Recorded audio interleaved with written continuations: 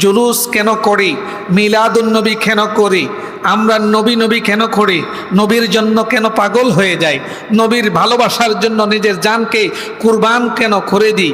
সিদ্দিক আকবর ভালোবাসার কথা বলেছেন, ওমর ফারুক রাদিয়াল্লাহু তাআলা আনহু ভালোবাসার কথা বলেছেন, ওসমান গনি ভালোবাসার কথা বলেছেন, হযরত আলী রাদিয়াল্লাহু তাআলা আনহু ভালোবাসার কথা বলেছেন।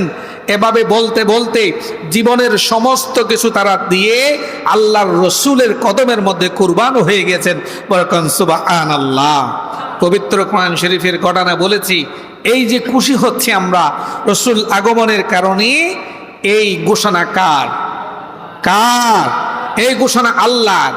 জুলুস কেন করি, মিলাদুন্নবী কেন করি, আমরা নবী নবী কেন করি, নবীর জন্য কেন পাগল হয়ে যাই, নবীর ভালোবাসার জন্য নিজের জানকে কুরবান কেন করে দিই।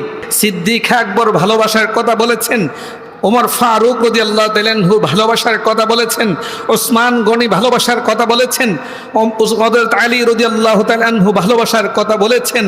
এভাবে বলতে বলতে জীবনের সমস্ত কিছু তারা দিয়ে আল্লাহর রসুলের কদমের মধ্যে কুরবান হয়ে গেছেন। বরকন সুবহানাল্লাহ। পবিত্র কোরআন শরীফের ঘটনা বলেছি, এই যে খুশি হচ্ছে আমরা রসুল আগমনের কারণে, এই ঘোষণা কার? কার? এই ঘোষণা আল্লাহর।